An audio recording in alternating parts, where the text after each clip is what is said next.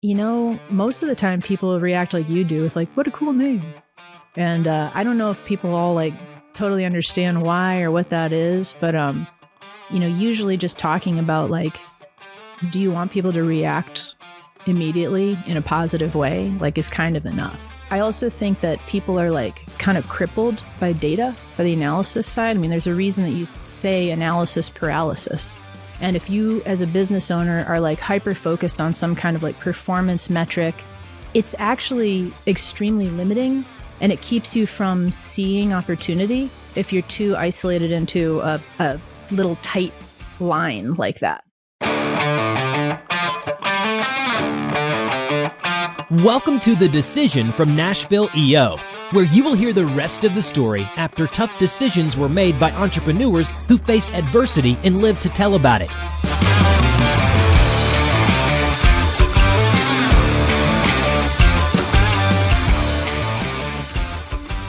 Welcome to The Decision, the podcast by and for EO Nashville, where we talk to fellow EO members about their experiences, starting, building, scaling, growing businesses, hopefully exiting, who knows. With me, as always, my partner in crime, Mr. Robert Hartline. Good to be here, and I hope no disasters like the set fell on the last guest. I just spilled a bunch of coffee everywhere, so, I'm just, doing it. I think we're done with all the disasters for the day. Yeah, no more disasters.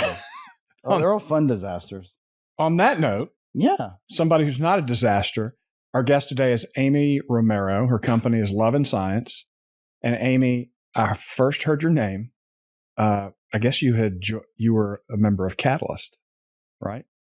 And the person that told me about you said, you need to meet Aimee. She is a genius. Do you know who that might be? It's got to be Benjamin, right? No. No? Somebody else? Nathan Brandon told me this. Nice. Yeah. So tell me, with a name like Love and Science, you've got to be some sort of sorcerer, or talk a little bit about what business. Well, I guess it was Love and Science when you joined Catalyst, right? Mm-hmm. How did you get the genius vibe? I don't know how I have tricked people into thinking I'm a genius, because I think I am a disaster. And also like chaos is absolutely welcome. Like that's pretty much like where I thrive. So if you want to knock anything else over, I'm here for it. Yeah. I joined with, Love and Science. I don't think it's genius. Like Love and Science, that idea is pretty ancient, right? You've got Aristotle and the rhetoric triangle, pathos and logos. You've got, romantic and classical, like Plato. Looking at those two things, people are just made up of two parts, like automatic and analytical. So to me, it's just like, it's pretty old school to be Love and Science. Mm. And so your company does? We do brand strategy. Brand strategy. Yeah. So marketing is kind of an output of that, but we really start at brand strategy. We say brand strategy, optimization, and ideation. Basically. You're speaking my love language right now. Yeah. Well, I don't like when people show up with a channel specific thing. Yeah.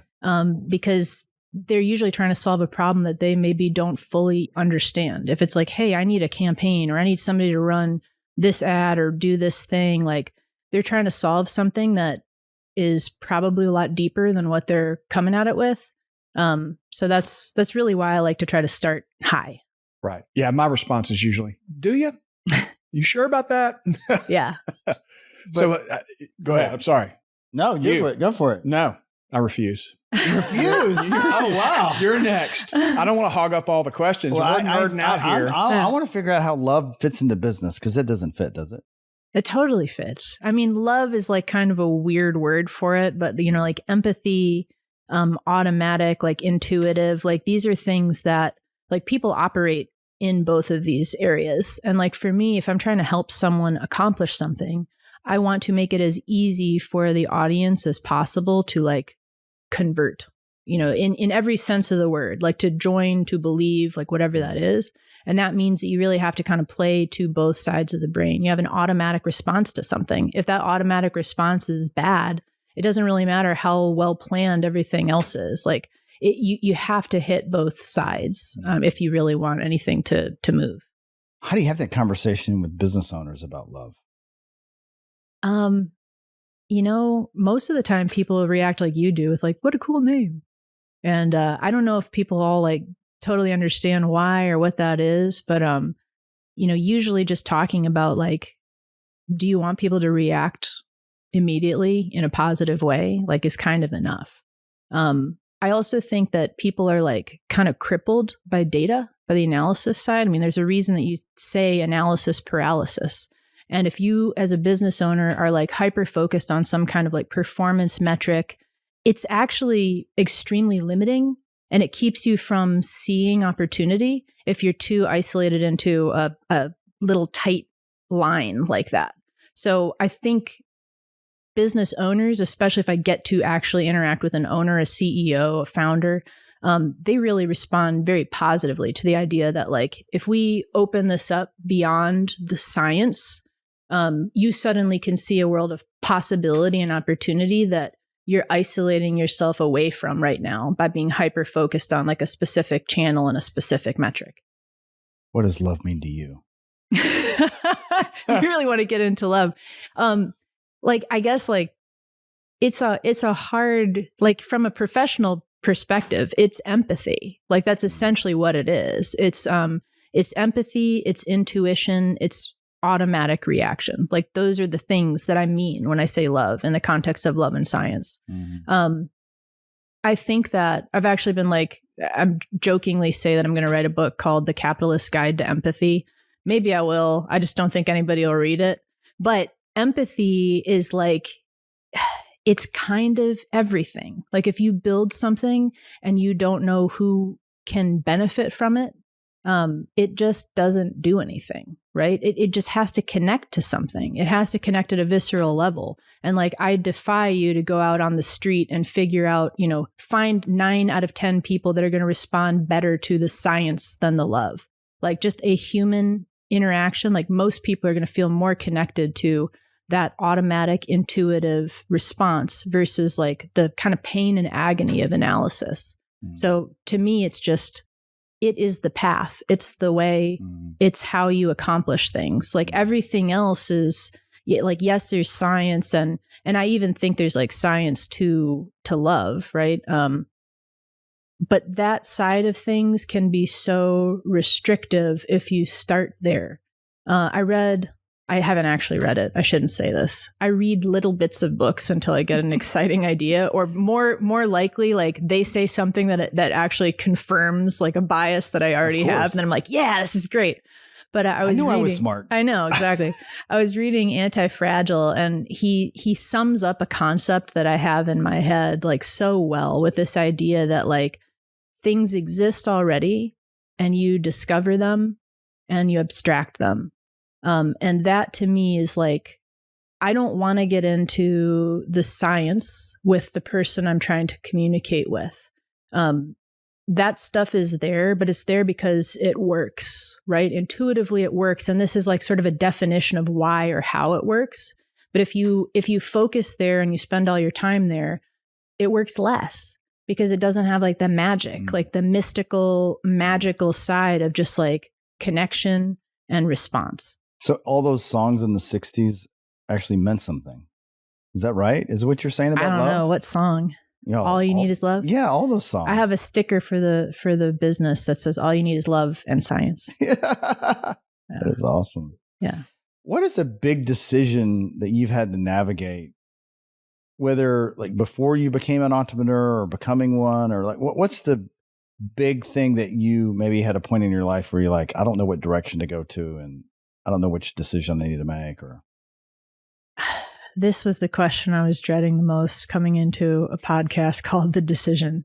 And we kind of talked about it backstage a little bit, but I don't think I make decisions in a here's a big decision coming, let me weigh the options kind of way.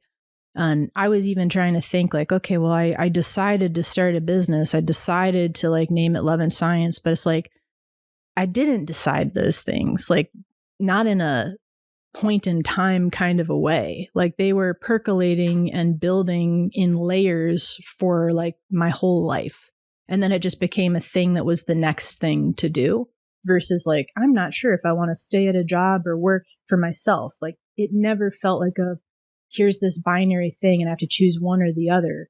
And it's very difficult for me to ever, like it's hard for me to even think back at a time where I had something that felt like a binary decision because of just kind of the way it builds over time for me.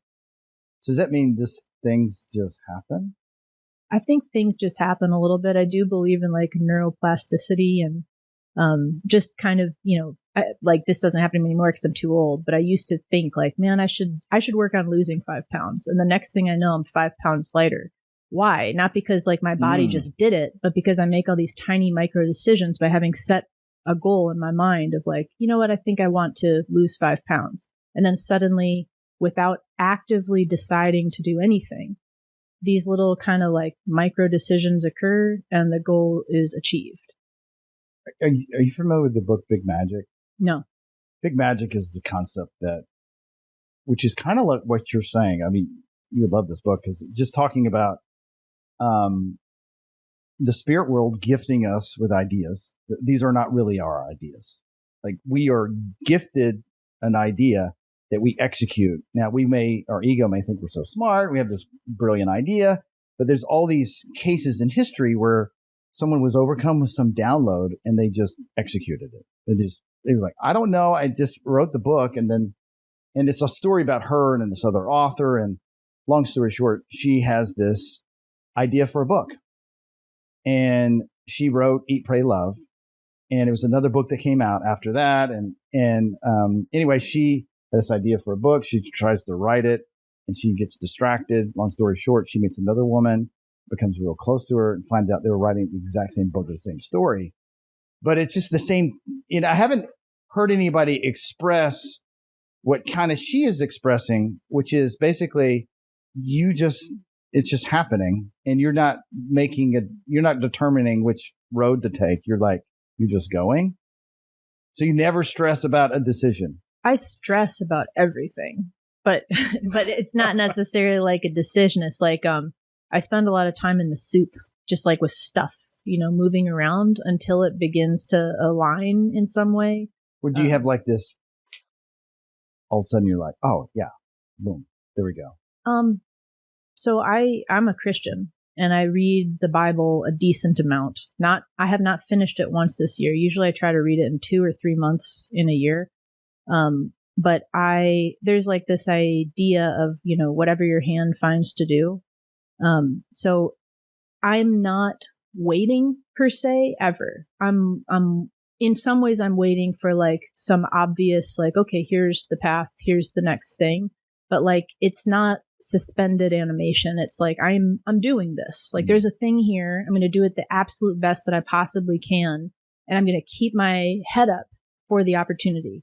Like, what is the new thing? What is coming? What can I jump into? And so, I mean, that's kind of the way it works. I was thinking about this yesterday. Like, somebody asked me, or maybe it was one of your questions, like this idea of like, what would you have done differently? And there's like essentially nothing. Like, however crummy stuff has been, there's nothing that I would say, I really wish I did that differently, because all of that stuff is like friction that led to some consolidation, some better expression of something. It caused me to take whatever action that I'm taking. I used to have, on like instant messenger, my handle was Aimee is anti, which is not like necessarily like being contrarian, but it's like, I love being faced with something that I can be opposed to. Like, I like to find out that I'm opposed to something. A point of friction to me is like a little trigger that indicates there's potential somewhere, or I have an opinion, or I have something that I can construct. And a lot of times, like, what I'm doing is sort of in opposition to something that felt wrong. But I don't think I would know necessarily like what felt right without saying that doesn't feel right. So I like that things have gone wrong. Is it because there's, with any conflict, there's this energy that happens when you oppose or you love something. Like, because love and hate, they're equal energies, just differently, right? And so for you, you like some conflict. Yeah. I mean, I honestly don't think I would have any momentum without conflict. I just don't think I would. Like, I wouldn't have started the business if I wasn't in an agency being like, this is not the way it could be. You know, if I hadn't experienced that, it's not like I would have just woke up one day and been like, you know what, I should do this. So you were at an agency when you're like, wait a minute, yeah, I could do this better. Like all the other employees that work for you do. Everybody thinks, yeah, you suck. I could do this better. Yeah, it was less about like, I can do this better and more about like, I can't not do this. Like, I actually trying, like the only thing I did to prepare today was like talk to Claude, the AI. And I'm like, hey, Claude, let me tell you my life story. And you like, see if there's anything interesting in there that I could say on a podcast. And I didn't find anything interesting. But I just totally lost my train of thought. What would you just say? I was talking about the conflict. You're working for another agency. Yeah. So, I'm thinking about this thing. I'm thinking about, well, why did I do this?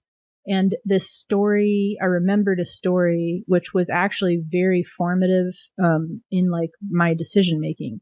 And so I'm in this agency. It's a really good agency, really creative people, great job. I think it was probably one of the best in town, if not like the best in town at that time. And, I came in, I was a project manager. I got put on a client project. It was like a $200,000 website. And I was, it was towards the end of the experience. The website launches. A couple of months later, they call back and they're like, hey, I think we need SEO. Like, all of our leads dried up. And I'm thinking immediately, because that website didn't do its job. Like, we just dried up this person's leads. Like this organization is now suffering. And instead of them realizing that we screwed them, they're like, oh man, maybe you guys can help us. We need more leads. Like, I think we need SEO. And it's like, we just built you a new website that just cut the legs out from under you. And you don't even know that that's what we did.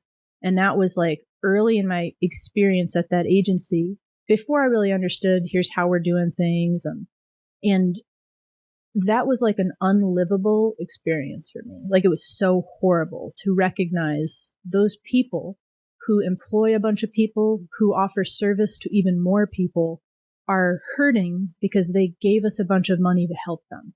And I was horrified by it. Oh, wow. Yeah. So like, that was so awful. And I think that type of thing happens all the time. The client never even knew, I busted my butt for those guys. I did the best work that I could do for them. They actually stayed a client up through when I left that agency.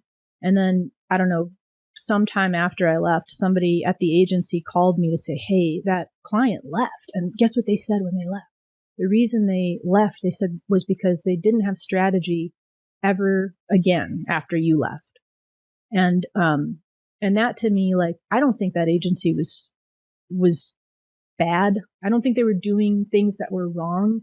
But there was this need. I felt like there was this just need that I could not resist to help those businesses do well. And I don't think they should be expected to know everything that I know to make sure that they're not getting screwed. And the innocence of them coming back to us and asking for more help after we hurt their business was just like too much for me. Couldn't take it. And so, I spent that time there at that agency trying to build in like, hey, we should spend more time in analytics. Like, what if strategy wasn't an add-on? What if it was like how we started every project? Like that type of thing. And it's like, I felt like that had to happen. I didn't think, let me get out of here. I can do it better. I like wanted them to do it better. I wanted them to do it better. You cared. You cared about it. Yeah, I really did. I know the story doesn't match, but it kind of matches. I remember I had this landscaper one time. I said, hey, can you put these shrubs in and and 3 months later there's weeds everywhere, and they didn't put the tarp over the mulch, under the mulch. And then so I was like, and I told the guy, and I said, well, you didn't tell me to do that. And I was like, I'm not in the business of landscaping, like, if someone tells you to build a website, they're kind of assuming that SEO would go along with it, right? Because the client doesn't know. They just need another website. They don't know the terms, Yeah. And I think like to Eric's point, like, do they need a new website? Why did they want the new website? And if we really knew why, instead of saying like, oh yeah, we can do a new website. What are the features you want? If we really knew why, we could at least bake in like, well, how will we help them with that why? Maybe it's definitely going to be a new website, but how do I make sure that the website does the thing that was the impetus for creating this thing in the first place? And that to me is like, it feels like it should be table stakes. To me, it feels like it makes perfect logical sense that you should do everything in your power to keep that business doing well. And it just doesn't, it didn't enter the calculus in like any of the agencies that I was at before I started my own thing. The concept of asking why 5 times is underrated, I think, because you can really get to the essence of almost anything by just continuing to ask why. And most people never do that for themselves. Mm-hmm. It takes somebody outside. And, I've kind of had the same experience a couple of times where you get to this point where it's like, well, voila, we've got this new thing. And then you realize you missed something. Yeah. That's the shit. We never asked the why. Mm-hmm. And really understood the entirety of it. But was that scary to start an agency? I wasn't scared, no. It felt, honestly, even now, like it just, like, I don't know what I'd have to do wrong for it. I'd have to just get hit by a bus or whatever. I don't know what I'd have to do wrong for it to fold up. Like, it's like, so, to me, it's like so much less risk than having a job. Like, somebody could decide to fire you any day. But like, for me to go to zero would just take so much. And like, I'm not going to go to zero, and also I have the option to pivot and adjust based on new factors, like what's coming in, what's happening. Like, I don't have to worry like, oh, what if the economy goes bad? Like, I might lose my job. Like, it's just not the same. So to me, it's like, I don't see much risk in doing it. So when you started EO, like you had your business for a little while, how is Aimee different now that you've been in EO, like the length of time you had in the Aimee before EO? EO is kind of forcing me to analyze myself, which I don't really do. I tend to have like almost like a voyeuristic view of the world. I'm kind of like in me and I'm looking out at everybody else. And it's been really fascinating for me. I think probably the biggest thing that I have learned from being in EO is that I have to frame things according to my framing. And I am like totally incapable, like crazily incapable of doing things within someone else's frame. Like to the point that, I've been in a forum where we're supposed to do an exercise. And instead of doing the exercise, I start crying because I'm like, I don't know how. I don't know what the answer is. I don't understand the question. Like, it's kind of insane, like how little I get in somebody else's framing. But if I am able to take a second and say, this is what I think it means, and do it my way, I can do it and it's fine. And I think some of that might be due to having been homeschooled. But I'm not sure. Yeah, that's it. I was wondering why you're so different. And now it makes total sense. Like you have not been placed in the matrix from our school system. So you are not in the matrix. There's some benefit to not riding the bus to school. Yeah. You don't get beaten up by the rest of the world. You've got a different way. Yeah, but you've got a different way. But you're like easy to talk to. You're not like a weirdo. You're not too much. Yeah, okay, you're a little bit weird. Yeah, I was just gonna say I'm kind of a weirdo, dude. I know that's probably why I like you. I mean, no, but I think that that perfectly explains why you seem interesting to many people. I'm interesting to many people. Yes, That's cool. Why do you think they think you're interesting? I have no idea. Oh, you know some. I really don't. I don't know what could possibly be interesting about me. Usually I imagine that I don't even exist in somebody's mind unless I'm directly in front of them. And it shocks me when somebody's like, oh, I was thinking about you the other day. I'm always like, what? Like, I'm part of your brain? Like, how? So I guess it's just that sort of voyeuristic perspective that I have on the universe. But I am not thinking about people thinking I'm interesting really ever. Are you ever stuck in your head? Probably. Yeah. Maybe like stuck is not a thing that I don't know if I feel stuck a lot. Yeah, I don't know. I don't know that I feel stuck a lot. I feel like disappointed or like, man, this is hard, or when is something going to shift? But I don't know if I personally feel stuck, like in like what that maybe means to most people. I don't know. So I'm going to ask you a question to test this here. Yeah.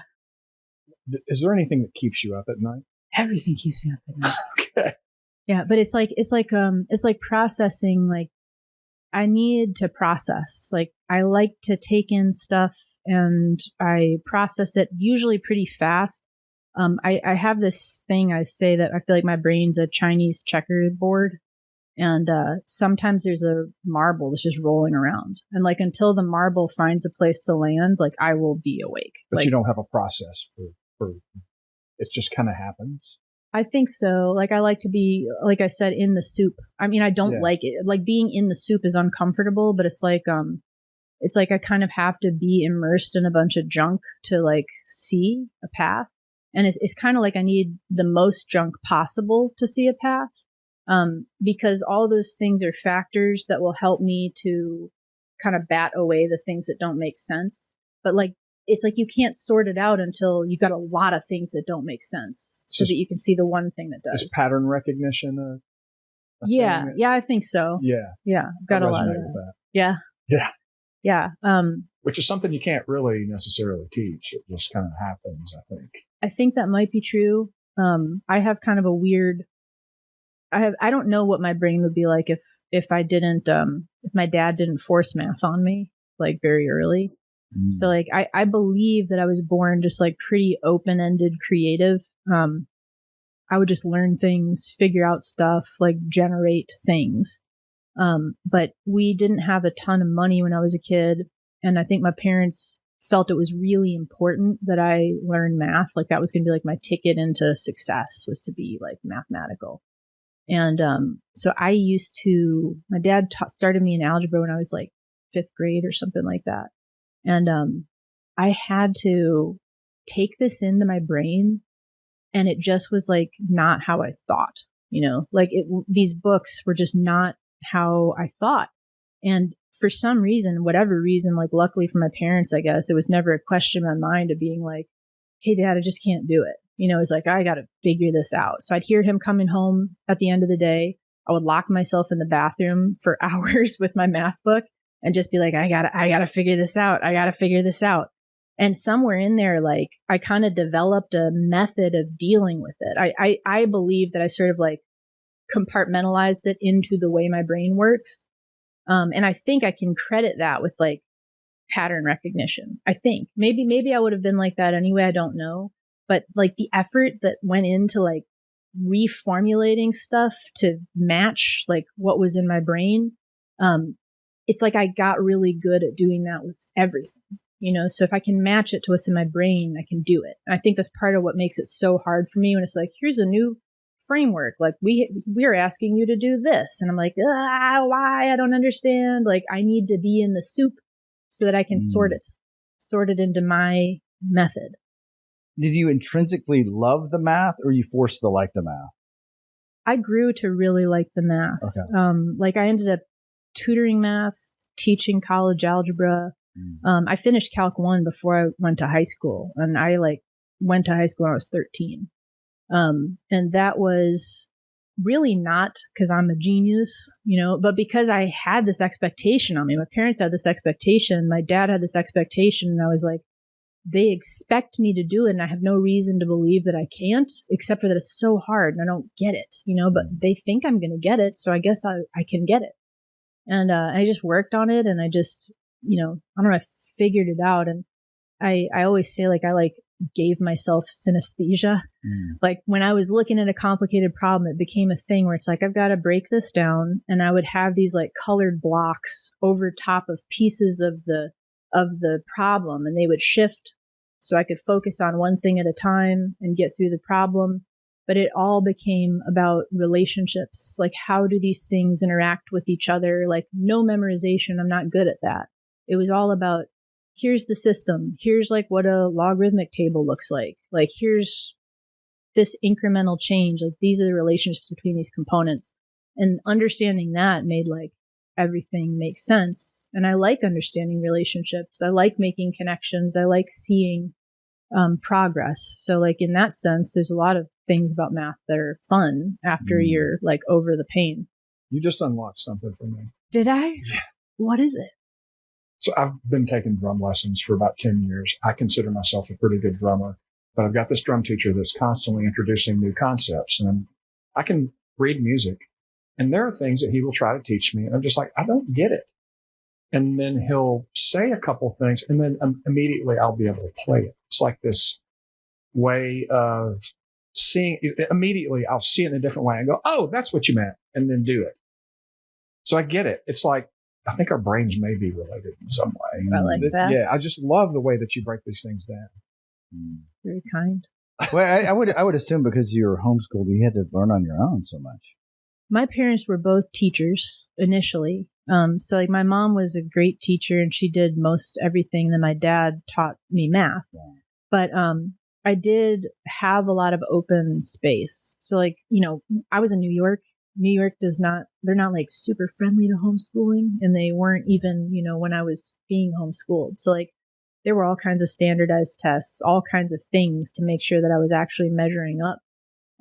But what I would do is like, I used to sit down and like at night before bed, and I'd open all my books to the page that I need to be on in a stack next to my bed. And then I would wake up and I would just get through it as fast as I possibly could, because then I wanted to go to the library and read books that I felt like reading, and I wanted to make stuff, and I wanted to ride my bike and play tennis and do all the stuff. And so I really did have a lot of kind of unstructured time. And like, to your point, getting beat up on the bus, like I have never, and this, I'm just so grateful for this. I'm so grateful for this, but I've never really experienced a sense of like peer pressure. Do I have a sense of expectations and pressure, generally speaking? Like, yeah, but not like you're not fitting in with your peers. Like you've got to adjust, you got to homogenize. Like it just wasn't a thing that I ever had to deal with. And I did go to school for high school, but by that time I was already like kind of baked, like I always say that I was a sociopath. I don't think I genuinely was a sociopath, but like it didn't matter to me. Like if they disagreed or they thought I was like weird or whatever, I'm like, oh, what's their problem? Like it just, for me, my thoughts and my feelings and all the stuff was already baked enough that I knew why. And so it didn't really matter to me if somebody like didn't think it was cool or whatever. It was like, it just didn't matter. I didn't have like that thing. I didn't get beat up on the bus. Yeah. And that's the experience so many of us have, is that we've got all these outside influences that tell us the right way to do things when sometimes it's already inside of us. And if we're free to kind of make it up on our own, it's ours. Yeah. And I like, to your point earlier, like, I don't know how much we make up, but I want to discover the thing, right? Like if I don't discover it and now I'm like layers removed because the discovery was abstracted and now it's being taught by somebody who never does it. Like that's so many layers removed from like what it actually is. And, why do that? Why go up here for the thing that's down here with you, So to me, you can never learn it until you discover it on your own. Yeah. Right. You don't really know it. It's just kind of, Yeah. It's just rote memorization. And like that to me is not learning or understanding. It's just, I memorized a bunch of stuff. It's relationships. It's the connection. It's the love. Wow. If you were talking to a brand new EO member who was just learning the ropes, what kind of advice or tips that you could give them to have a good experience in EO? I would tell them to just like make friends and interact with individuals. And I would also tell them like, to question everything, which is what I would tell anybody in basically any situation. But there is nothing like that you just need to take wholesale in the world. And maybe you agree with it 100%, but if you don't question it, I think you don't get to the place where you understand it. And I think if you just absorb things that are the right way, you're in trouble.